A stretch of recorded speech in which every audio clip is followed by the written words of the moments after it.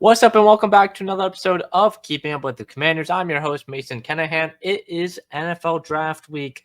Finally, this entire offseason, it's felt shorter as a Commanders fan for once, but this entire offseason has now come down to just this week. This Thursday, the first round of the 2025 NFL Draft, the Washington Commanders will have the 29th overall pick. They'll have 5 total picks in the course of the 7 rounds of the draft. So today, I'm going to be bringing to you the 4th annual Keeping Up with the Commanders mock draft. I do one of these a year on this podcast, and I'm excited to do this one after, probably one of the more interesting, you could say, or one of the more kind of just low-key drafts, you could say, coming in, because there's not really been any trades, and hopefully by the time I finish recording this and by the time this comes out Monday morning, hopefully that this isn't the case and there's still no trades and this mock draft isn't outdated. But there's been no trades so far in the first round. This is the closest we've gotten to a draft without any first round picks being traded, which is crazy to say. So now we're 4 days out by the time this comes out, 4 days out from the draft.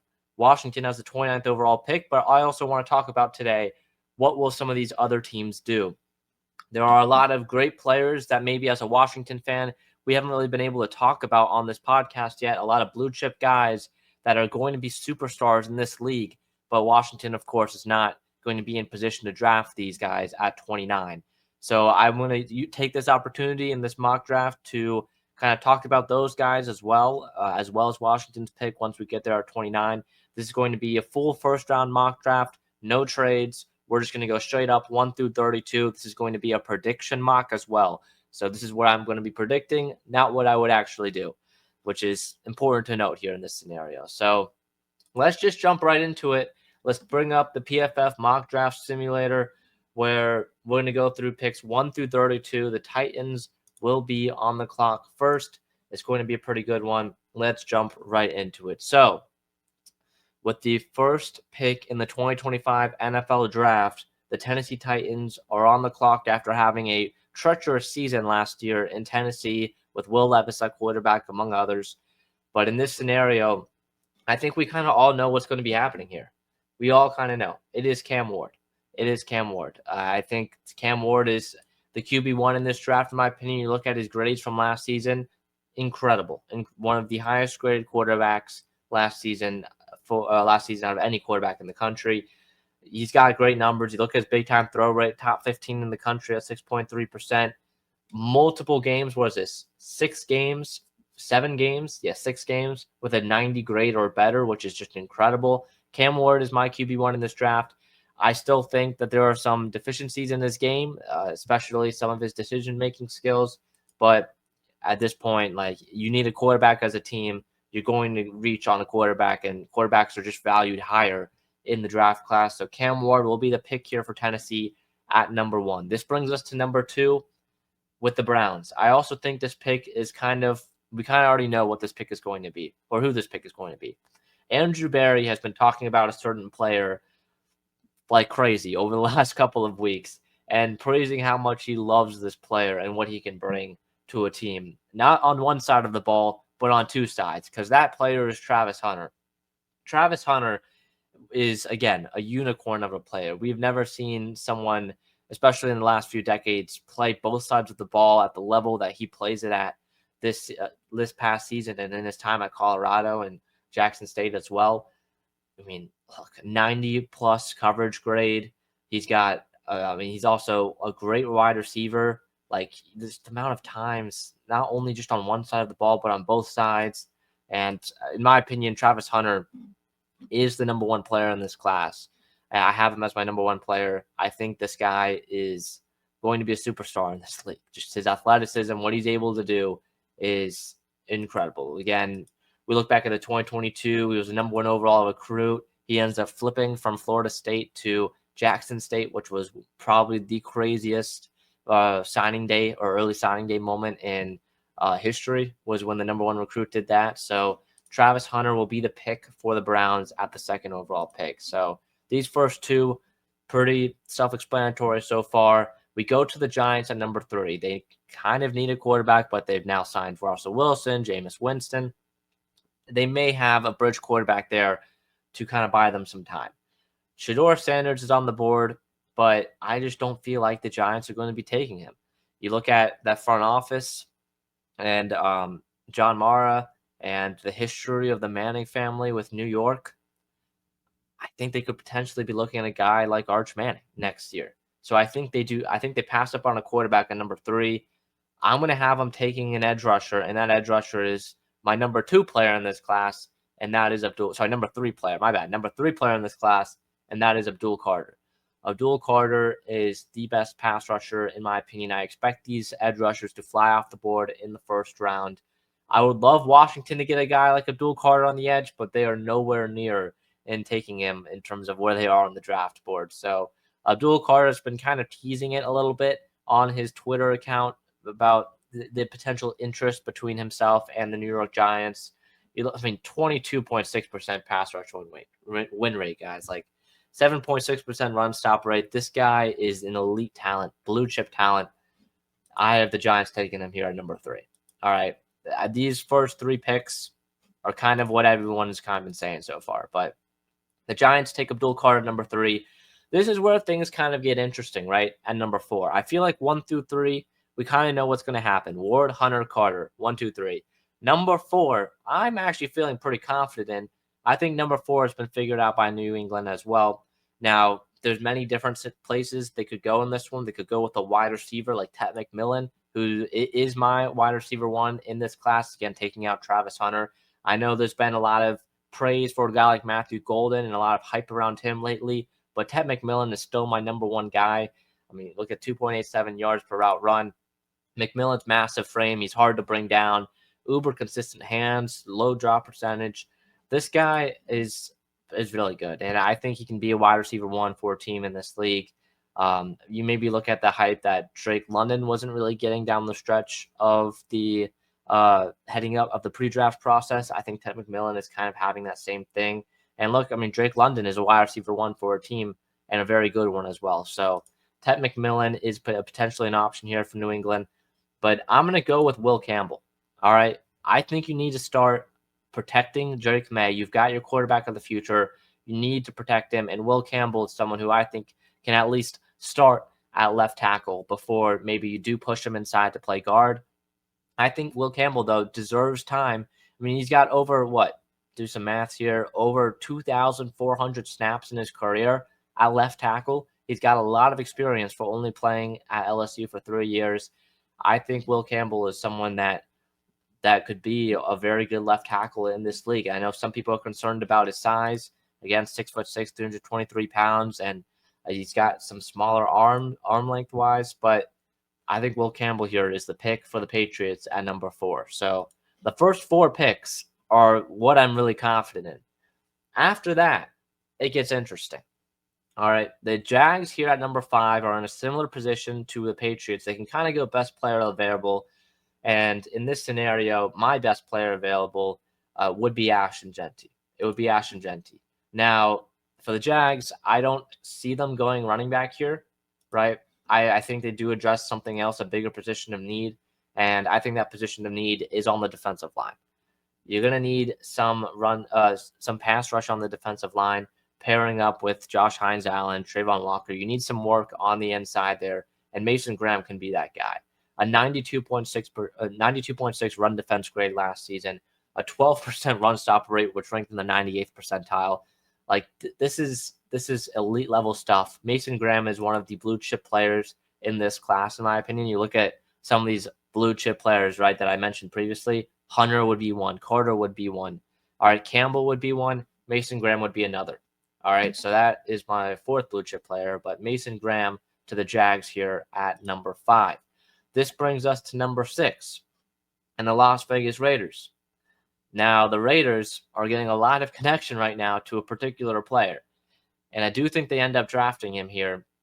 The Raiders need some offensive playmaking in some form. They need help at the skill positions. You've got Geno Smith now at quarterback, and bringing in a guy like Ashton Jeanty, who is my second-ranked player, I believe, in my big board. Ashton Jeanty is, look at the numbers from Boise State, right? We saw what he did in the College Football Playoff last season. Ashton Jeanty would be a guy. I know it's a running back. I know people can be concerned about taking a running back high in the draft, but look at what Bijan Robinson and his playmaking skills that he's brought to Atlanta. Ashton Jeanty can do a similar thing to Las Vegas. I mean, Las Vegas down the stretch had Amir Abdullah taking carries in the year 2024 and 2025 down the stretch of last season. They need help at the running backs position, and Ashton Jeanty will. He's going to be a top 5 running back in this league. So Ashton Jeanty here will be the pick at number 6 for Las Vegas. This moves us on to the New York Jets, all right? And the Jets, this pick may come as a shock to some, but it really seems like there's been a lot of smoke around the Jets and one particular prospect. And to maybe people's surprise, that prospect is Tyler Warren. Now, the Jets, right, you've got a new quarterback in there, Justin Fields. You're going to have to kind of build around him a little bit, right? No more Devontae Adams. All right, Garrett Wilson is there. You got Alan Lazard. Jeremy Ruckert is your starting tight end right now. You're going to need help for Justin Fields in terms of the playmakers on the outside. And Tyler Warren is one of the best receiving. I would say he's the best receiving tight end in this class. 61.9% contested catch rate for tight end is very good. Now, again, the run blocking, something he can work on. But with a guy that can make plays outside the pocket like Justin Fields can, I think Tyler Warren would be a great option here, a great safe option for the New York Jets. So Tyler Warren will be the pick here at number 7. Let's move on to number 8. The Carolina Panthers are on the clock here at number 8. Bryce Young and the Panthers have, let me pull up their depth chart, but Bryce Young showed promise down the stretch of last season. Now, I know he was going up against some weaker defenses, but I was very impressed with what Bryce Young brought. He was, I believe, the highest graded player, or highest graded quarterback on PFF, at least for one of those weeks. So I'm thinking you kind of want to build around Bryce Young, right? Adam Thielen and Xavier Legette and Jalen Coker are your 3 wide receivers right now. That is not good. You need a playmaker on the outside. I know the offensive line it was better last year, but it can still use some work. The defensive side of the ball definitely needs some work, especially in the front 7. But I think you got to start adding more playmakers around Bryce Young. And you got Legette last year, and Legette maybe did not play up to standards. But I think the pick here is Tet McMillan. McMillan, I talked about him a little bit already. He's my wide receiver 1 in this class, not counting Travis Hunter, of course. And, the stuff that he can do and bring to an offense like this is awesome. I think he's one of the most quarterback-friendly wide receivers in this class. He adjusts his zones very well and adjusts his routes to be more quarterback-friendly. I think he'd be a great weapon to pair up with Bryce Young. So I'm going to go Tet McMillan for the Panthers here at number 8. That moves us to number 9 and the New Orleans Saints. The Saints here at number 9, it's an interesting one. I know with the Derek Carr injury and the entire Derek Carr situation, quarterback is definitely a need. All right, Shedeur Sanders would definitely be an interesting pick here at number 9 for New Orleans, but I'm going to go in a different direction. I think they definitely need some help at the edge rusher position, and maybe to some people's surprise, I think Shemar Stewart is going to go in the top 10 in this draft. I think Stewart was someone that just his stock exploded in the pre-draft process, right? From the Senior Bowl and his performance there to the Combine measuring as the number 1 edge rusher in terms of relative athletic score ever. He was in the 100th percentile in athleticism. And I know there are concerns with his production, right? Only 1.5 sacks last season. But I just love Shemar Stewart. The size, the strength. I think Stewart is someone who's a great run stopper, but also can turn into a very good pass rusher as well. So Shemar Stewart here to the Saints at number 9. I know he's a little bit lower on PFF's big board, but Shemar Stewart to the Saints here at number 9. This moves us to number 10. The Chicago Bears are on the clock. All right, the Bears are on the clock. I just really think these edge rushers are going to start coming off the board early in this class. The Bears, I'm going to bring up their depth chart right now. Chicago. You look at the edge rusher position for them. Montez Sweat is there. All right. And then Deo Adeyingbo. I'm sorry if I pronounced that wrong. You signed him from the Colts as well. Austin Booker is there. But they're kind of just lacks pass rush last season. Montez Sweat kind of had a down year a little bit. I would kind of expect them to go with bringing in another pass rusher would be huge for them. And in this scenario, I think Mike Green could be that guy. There are some concerns about his character, all right, and that could push him down the board. But Mike Green is my edge 2 in this class, and someone that I think can be a star. He's got great speed, all right, and I know he played at a low level, but similar to Shedeur Stewart, Mike Green really impressed me at the Senior Bowl. He was only there for 2 practices before leaving after 2, but Green, you look at his numbers. I mean, a guy who has a 20+% pass rush win rate and a 9+% run stop rate, you don't get many of those. He's a great pass rusher and a great run stopper. Mike Green, in my opinion, is the pick here at number 10. So that is 3 edge rushers in the first 10 picks, including Abdul Carter, which potentially could be the case. I think edge rushers are going to fly off the board early here at the NFL draft. This brings us to number 11. The San Francisco 49ers are on the clock here. John Lynch and Kyle Shanahan in San Francisco. It seems like that their Super Bowl run potentially could be, or Super Bowl window is potentially over. You look at the team, cornerback could be a potential add with them losing Charvarius Ward. So cornerback could be something. Interior offensive line, defensive line. You also, right now, left tackle Trent Williams, not sure how long he's going to play. Colton McKivitz could be there as well. I'm going to go offensive line, and I'm going to go with Armand Membeau out of Missouri. Membeau, in my opinion, was the best tackle in college football last season. He was incredible for Missouri. Again, the 90-plus PFF grade.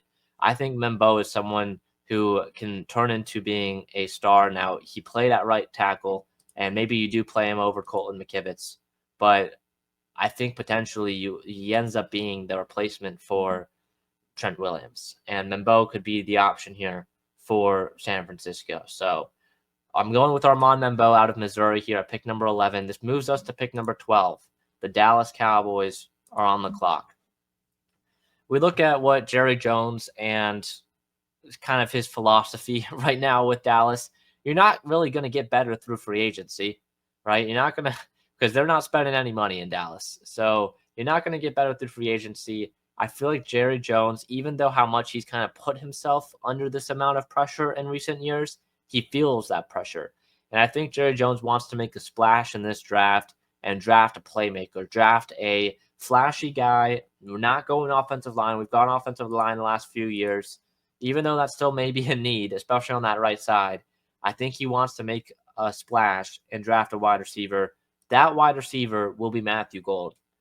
Golden is my wide receiver 2 in this class. His ability, even though at a smaller size, to come down with these contested catches, over 60+% contested catch rate, which was in the top quartile among all wide receivers last season.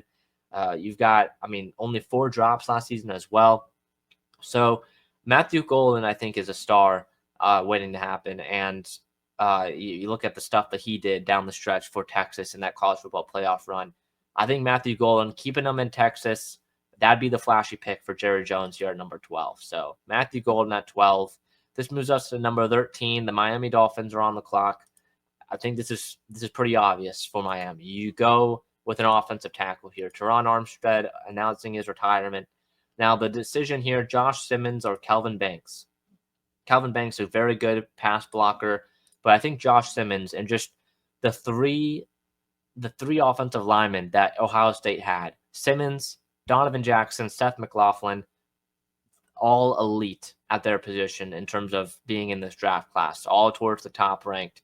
I think Josh Simmons here is the pick for Miami, and I think this is a really solid pick, a very good pass blocker last season. His season was cut short due to the injury, which could be an issue here, but for the Dolphins, I'm going Josh Simmons here at 13. So this moves us to number 14 now, and the Colts are on the clock.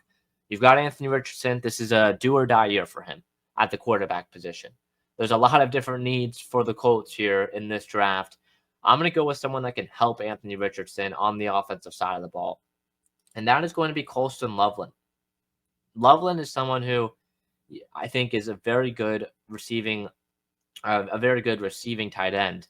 And I know that 20% contested catch rate is whatever, but you look at his yards per route run, 2.67 yards after catch, over 5 yards after catch for a tight end is awesome. He's a good safe target, and that's kind of been a word that's been used for these tight ends in this class. Tyler Warren, Colston Loveland, these are going to be safe picks. And for young quarterbacks, I mean, you look at Tyler Warren, I brought him for Justin Fields. That's a safe option for him.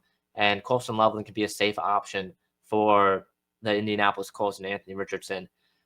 The tight end position for Indianapolis has been a weakness for them for multiple years now. Colston Loveland, I think, will fix that. He will be the pick here at number 14. This moves us to number 15, the Atlanta Falcons. All right, so the Atlanta Falcons are on the board. Atlanta Falcons on the board. Let's take a look here at their depth chart. Potential options here. You could go wide receiver. I mean, beyond Drake London, it is kind of not great. Darnell Mooney, Ray McLeod. You could go wide receiver here, but they've gone offense. They've gone Kyle Pitts, Drake London, Bijan Robinson, and Michael Penix in their first rounds over the last, 4 years? So they've gone offense each of the last 4 years. Is it time to go defense? I think it is time to go defense. And someone that I think could fit their scheme pretty well in that 3-4 defense that they use would be a guy. Hold on, let me bring him up. Would be a guy like Jalen Walker. I think Walker is not getting enough hype right now. I think Walker is someone as that kind of linebacker, edge rusher hybrid. He's a very good pass rusher. I think if he gets more experience at it too, he can really turn out to be one of the best pass rushing linebackers or off-ball linebackers that can play on the line in this league. So I'm going to go with Jalen Walker here for Atlanta. That is a very big need for them. So I'm going to go with Walker here. This brings us to Arizona at number 16. I think for Arizona, it's got to be cornerback, especially in this scenario with Will Johnson on the board. Will Johnson is one of the best cornerback prospects in this class, and for good reason. An incredible freshman year for him. But I think Johnson is someone that, I mean, you look at the plays he made down the stretch of Michigan's national championship run. Johnson is someone that I love, and someone that I think could be the cornerback one for the Arizona Cardinals. So I'm going to go Will Johnson at number 16 for Arizona. This brings us to number 17 and the Bengals. The Bengals in this scenario, you got to go defensive line. I know there's some needs on the offensive line, but just the run stopping was so bad last season for Cincinnati. And one of the best run stoppers on the interior in this class is no other than Walter Nolan. I think Walter Nolan is going to be a first-round pick. You look at his run defense grade, 91.6%, plus you add on a pass rush win percentage of 10.9% as well. A great run stop rate, 99th percentile there at 11.9%. I think Walter Nolan is the pick here for Cincinnati. I know some Cincinnati fans are doubting him for some reason, but Walter Nolan, I think, is going to be a great defensive tackle in this league. He's going to be the pick here, number 17. This brings us to number 18 with the Seattle Seahawks. All right. And I'm going to go offensive line here for Seattle. I think it is a pretty big need. I know the quarterback situation is I'm not entirely confident in paying a lot of money for a guy like Sam Darnold.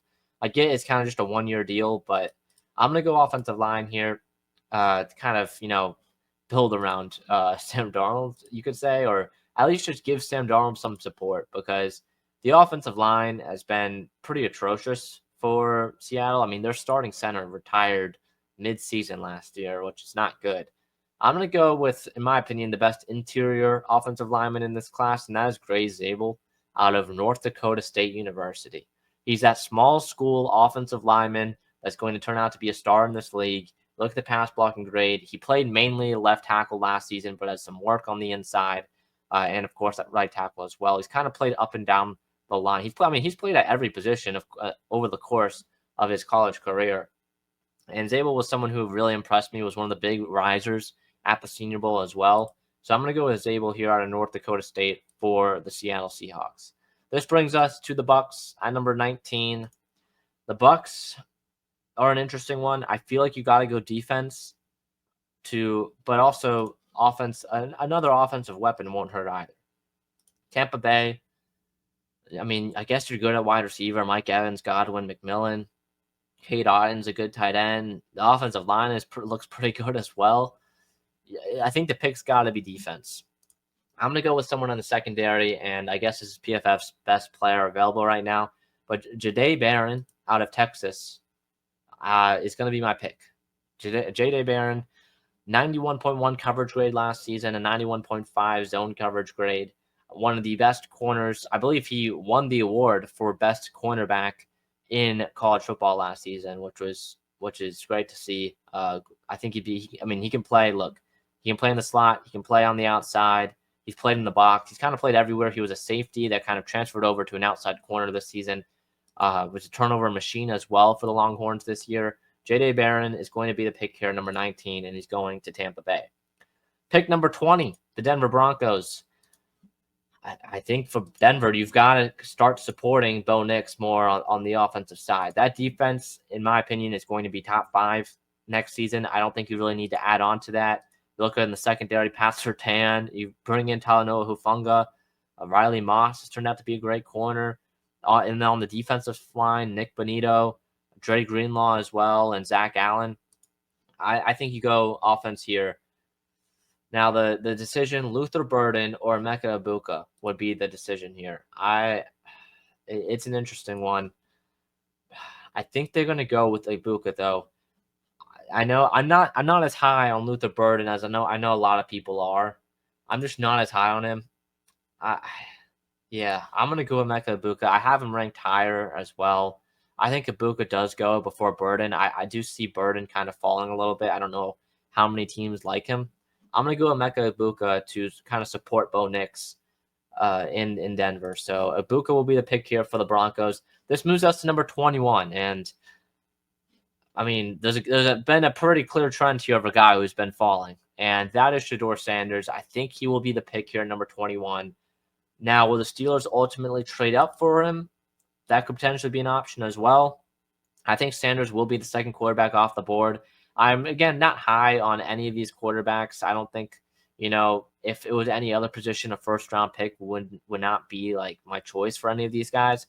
But at the end of the day, it's a quarterback, and the Steelers really need one. I don't know what Aaron Rodgers' plan is right now. I think his appearance on the Pat McAfee show kind of just confused Mike Tomlin and that Steelers front office even more. And Shedeur Sanders, especially what he did without pressure last season with a clean pocket, was really impressive. So I'm going to go Shedeur Sanders at pick number 21 for the Pittsburgh Steelers. This moves us to number 22 and the Los Angeles Chargers. I think they need a playmaker here, and I know I am lower on him than most, and I just said that, and I took Egbuka over him. But Luther Burden is, I think, going to go in this first round. And for a team like the Chargers, just seeing a playmaker on the offensive end like Luther Burden is, 30 missed tackles forced last season in a down year for him, 30 missed tackles forced. That shows how good he is. Over 6 yards after the catch. He is such a good yak weapon. And I think in kind of Greg Roman's offense, you need some like these quicker throws, quicker guys that can do more stuff after the catch. I'm going to go Luther Burden here at pick number 22. This brings us to pick number 23. And the the Green Bay Packers. I'm going to go edge rusher here. I know they've spent a lot of draft capital at the edge rusher position in recent years, taking guys like Lucas Van Ness, Devontae Wyatt pretty highly, but it just really hasn't worked out for them. And I think they're going to take another swing here on the defensive end. I know wide receiver could be in play, right? Because you don't really have a wide receiver one for Jordan Love. But just looking at the guys on the board, I'm really high on Jayden Higgins. I would not mind them selecting Jayden Higgins here at this point. He's my wide receiver 4, but I just think they're going in a different direction with Luther Burden off the board and Emeka Egbuka off the board as well. I'm going to go edge rusher, and I'm going to go Donovan Ezraku out of Boston College. Ezraku was one of the best pass rushers in the nation last year for the Golden Eagles, and look at the 90.5 pass rush grade, 18.2% pass rush win rate, His run stop last year was not even that bad as well at 10.1%. I'm going to go with Donovan Izaraku out of Boston College. Again, 6'2", 247. You could say he's on the smaller side, but Izaraku will be the pick here for Green Bay. This moves us to the Minnesota Vikings at number 24. And I've been kind of eyeing that secondary for Minnesota in my mock draft so far. I think they're going to go with someone at the cornerback position. Now, Trey Amos is interesting. Same with Maxwell Hairston. Don't look at the grades for Hairston. He is a lot better than that. But, yeah, I'm going to go corner. Benjamin Morrison would be my top-ranked corner right now. Amos would be following that. It'd be Morrison, then Ravel, then Amos. I'm going to go Trey Amos, though. I feel like the league kind of likes him a lot at the cornerback position, and I'm going to go with Amos. I think he's going to go higher than what maybe consensus is saying right now. This brings us to number 25 and the Houston Texans. Wide receiver and O-line are definitely the two positions of need for Houston. I don't see a world where they don't address one of those two positions. I think they're going to go with an offensive tackle here in this scenario. I mean, you trade away Laramie Tunsil to Washington. You've got a gaping hole now at that left tackle position. And I think Kelvin Banks would be huge for them. At 25 as well would be great value for Houston. I would not be surprised if you see them trading up for an offensive lineman if offensive linemen start going early. But Kelvin Banks here would be the pick at 25. This brings us to number 26. And I'm having kind of a hard time figuring out what the Rams are going to do here. Tackle, I feel like you're fine. There's definitely some weaknesses there, but I feel like you're fine. Cornerback, you're kind of fine. You've got some young guys out there. Tight end, you're fine. Jahad Campbell is someone I'm looking at as kind of a wild card pick. He's kind of the only true linebacker that I see going in the first round of this draft. Demetrius Knight was getting some hype early on in this process, but the hype has kind of died out. Jahad Campbell, as many people, is the consensus linebacker one right now, beyond Jalen Walker, if you count Walker as more of an edge rusher. I think they're going to go with Campbell here. I think they go with Campbell. So Jahad Campbell to the Rams at number 26. We've only got about 6 picks left. The Ravens here at 27. The Ravens at 27. I think it's got to be defensive line. You need some pass rushing help with Baltimore. I know cornerback could also be an option with some of those guys getting older, but Marlon Humphrey was pretty good last season for Baltimore. And I have a lot of trust in Nate Wiggins to take that next step as well. So I think it's going to be edge rusher for Baltimore. Now the question is, which edge rusher? James Pierce, Nick Skelton, Michael Williams are kind of the 3 right now that are going to end up going in the first round, in my opinion. We've already had 4 edge rushers go so far. I think the pick here will be James Pierce. There are some questions, again, some character concerns with Pierce, but he is a great pass rusher. That 23% pass rush win rate was in the 100th percentile. I am going to go with James Pierce here. I think Pierce will be the pick. I have Michael Williams over him, but I think Pierce here will be the pick for the Ravens at 27. This brings us to Detroit at number 28.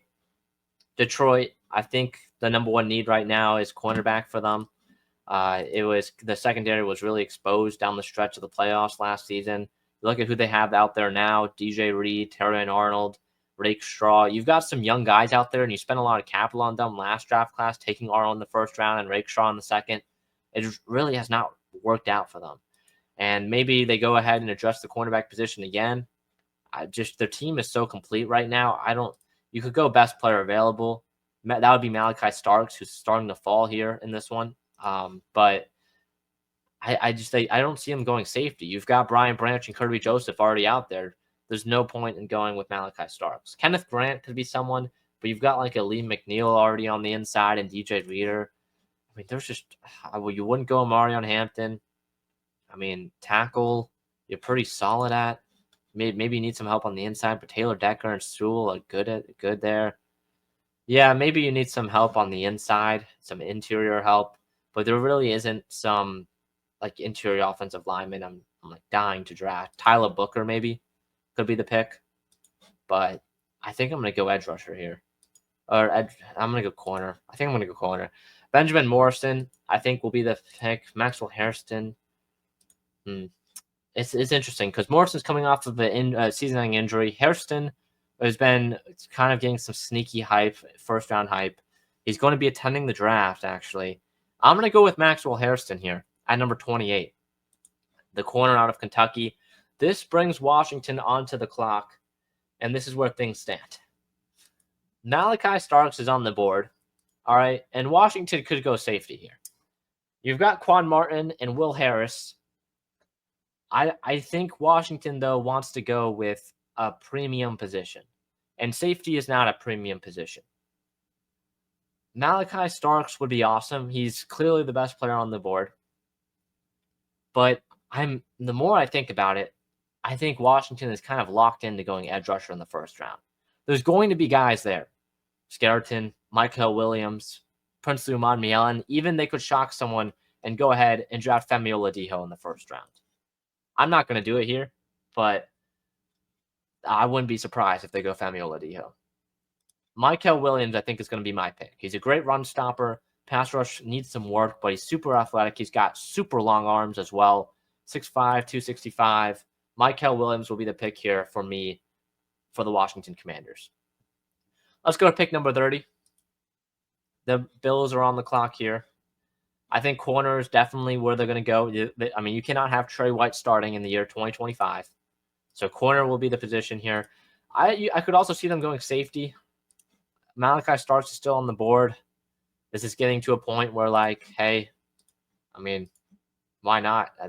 Starks is on the board. I mean, you've got Taylor Rapp there, Derek Forrest, Mar Hamlin, Cole Bishop. Does that really move me enough, though, to not draft Malachi Starks?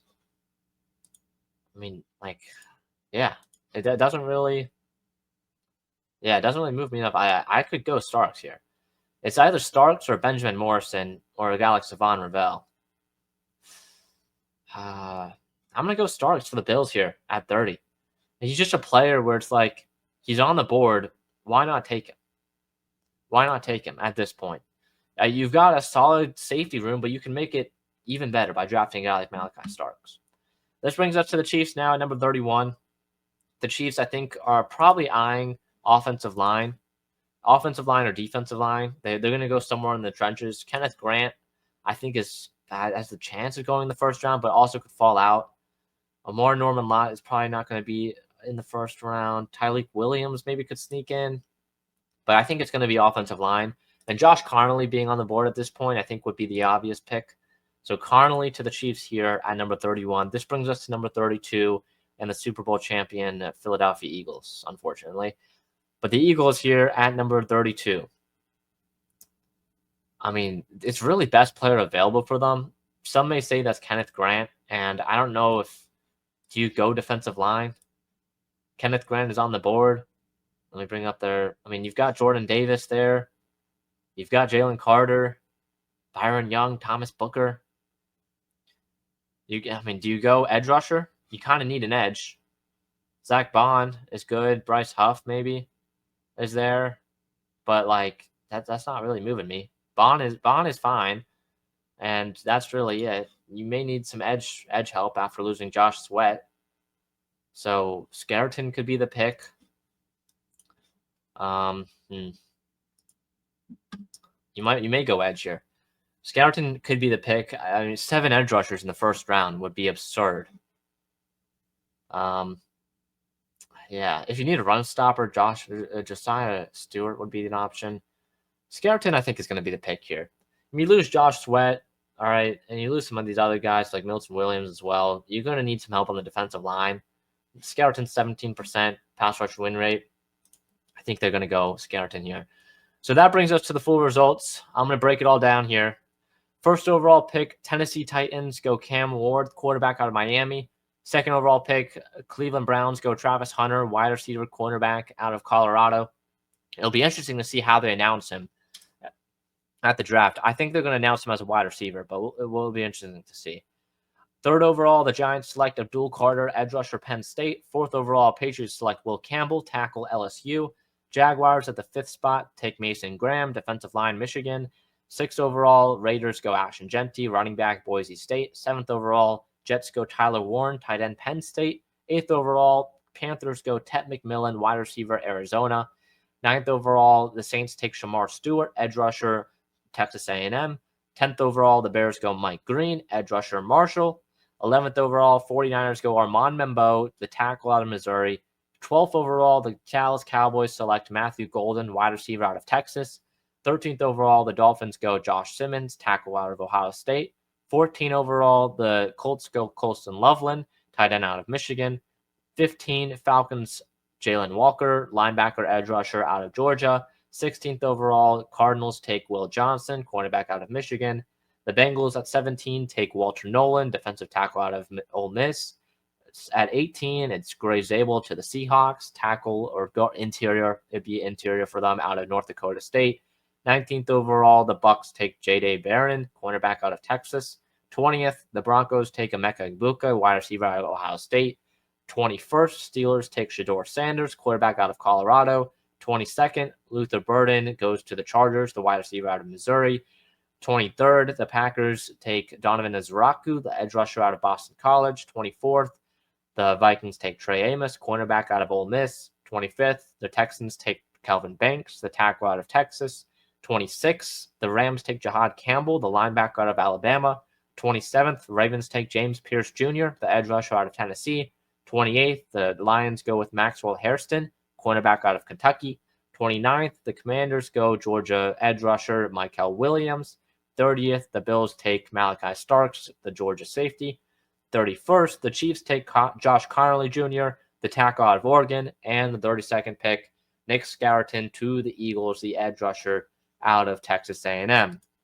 So that is the draft here, my mock draft for keeping up with the Commanders in 2025. What a pod. What a pod. What a pod. I mean, in this scenario, Michael Williams for Washington, I would love that. That'd be awesome. I think that'd be someone that I'd definitely be hyped about heading into next year. I'm going to have a full on my Twitter. I'm probably going to post a full wish list at some point this week heading into the draft. And then, of course, on Thursday, I'll make my prediction on who I think Washington ultimately ends up selecting. But yeah, what a pod, guys. It's going to be a crazy week. The next podcast will be out Thursday night, post first round reaction, whether it's a trade back, whether it's selecting someone. We'll have to wait and see. But man, what a podcast. And the NFL draft is here. It's here. We are, 72 hours away, just over that, from the Commanders making a pick. So that'll be it for this week's episode of Keeping Up with the Commanders. Next podcast, like I mentioned, we're going to be having a podcast every single day of the NFL draft, breaking down who Washington selects or ultimately why they ended up trading back as well. So that'll do it for this week's podcast of Keeping Up with the Commanders. See you guys next one. Peace.